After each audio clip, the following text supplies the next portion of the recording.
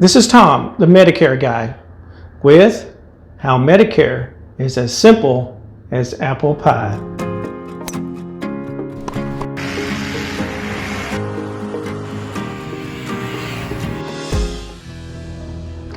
The Medicare pie has three big pieces, and in order to get the most out of Medicare, all you need to understand are these three pieces. Piece number one is original Medicare. Piece number two is prescription drugs. And piece number three is the gap. This video is about how Medicare is as easy as apple pie. Okay, and there are three pieces of the pie. There's the original Medicare, there's Part D, and then there's the gap. And if you have a good understanding of these three pieces, then you'll have a good understanding of how Medicare works, because there's really nothing else to it.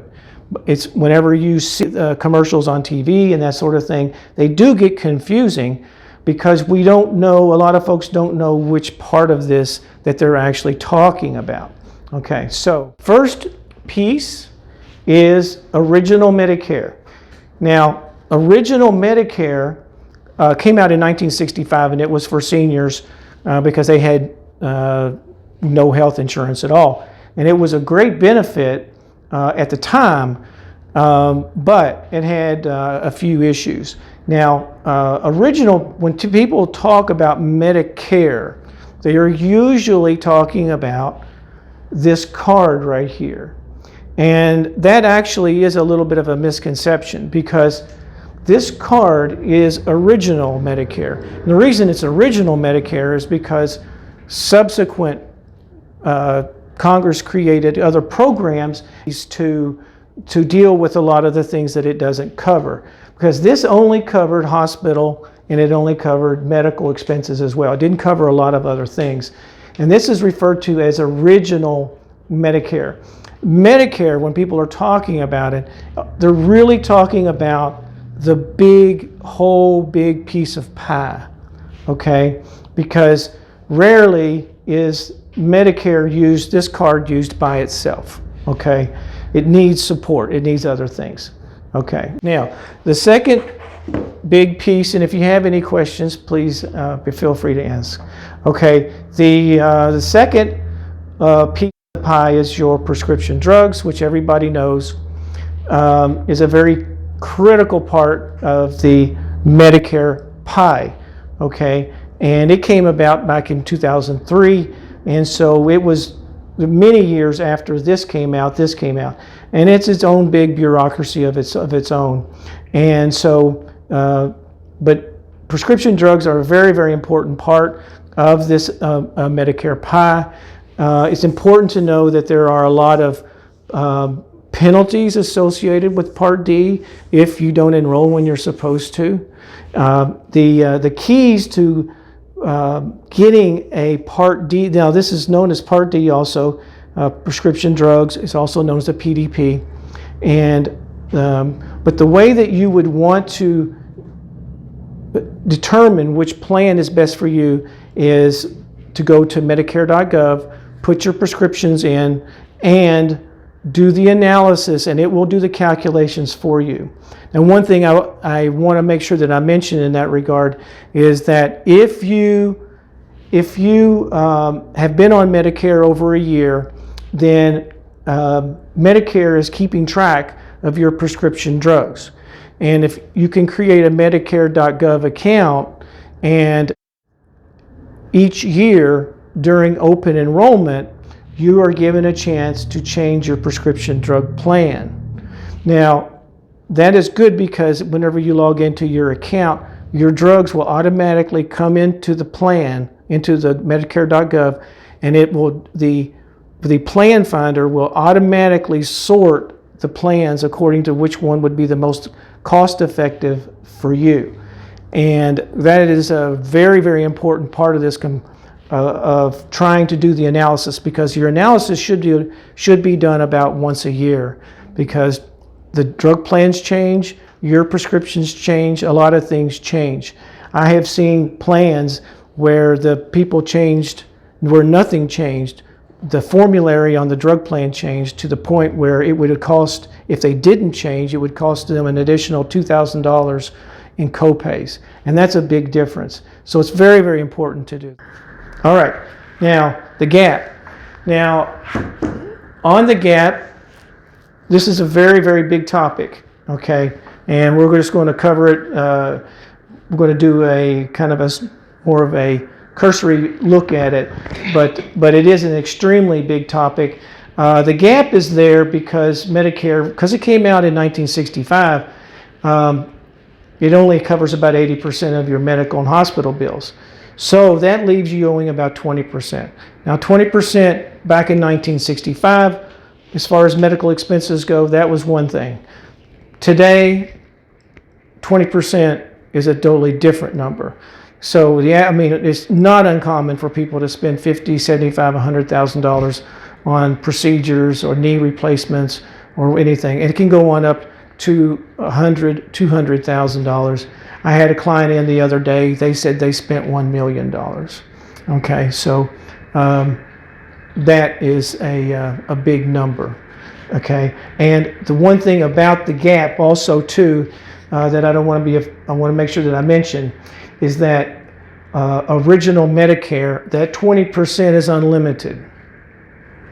Okay, so if you just have the original Medicare card, that 20% can go up to thousands and thousands and thousands of dollars. It is unlimited. There is no maximum out of pocket. Okay, so we want to deal with that. That's an absolute necessity to deal with it. How do we deal with it? Well, we're given two different choices. We're giving a choice where we can purchase a supplement or an advantage plan. A supplement is also known as a Medigap policy. An advantage plan is also known as Part C. Medicare likes to use parts a lot. You know, parts A, B, C, D. Yeah, they like to use the whole alphabet. And then again, and then of course on supplements, we also have another alphabet there too. But now, okay, whenever you are looking at picking a supplement or an advantage plan, whenever you first start on Medicare, you are allowed to choose either one. They do not ask any questions about your health history. You are automatically given the right to purchase either one of these. That can change later on, or it will change later on. So it's important in most cases that you pick the right one. Now I like to refer to these as paths, and so it's important that you pick the correct path. It's very possible that you may be on that path for the rest of your life. Okay, so in some cases it's not easy to change from this path to here, or from this path to this.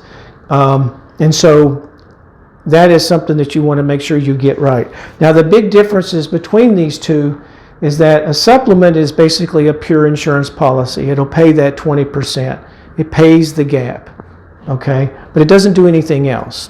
So if you have other needs like dental, vision, hearing, and that sort of thing, you're going to have to purchase a different policy for each one of those if you have a need for those. So you could in fact have many different policies, as you can see from this pie chart here. Over here, the Advantage plan takes the opposite approach. What it does is that it bundles together all of these needs that you have over here and puts it into one nice neat little bundle or package. And so it'll actually put your drug plan in there. You'll have help with the gap, dental, vision, hearing. All of these Advantage plans are a little bit different, but a lot of them have many, many different features that are thrown into the package. Okay, now what are the advantages and the disadvantages? Over on the supplement side, the advantages are there are typically no copays, and also there is no network. Okay, and that is it's a very easy policy to have. Okay, what are the disadvantages? Well, primarily the disadvantages are one, and that is the cost. If you go down this path, you'll have a premium for every policy that you have. On a supplement, in particular, a supplement can be a little bit more expensive, but it gets more expensive as you get older.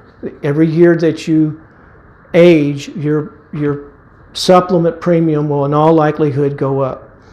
And to the point where whenever you reach a point where you typically need it the most, then it gets to be very expensive. Over here, the premium on these is very low. It can be zero, it can be up to $20 or $30 in some cases. Okay, so the premium is very, very low. And you get a lot of benefits in here as well that are just included in that policy. Now, the disadvantages are you have co-pays and you have a network. Those are the two big things. And so neither one is perfect. It would be nice if they would combine the benefits of both, but you can't. You have to pick one or the other.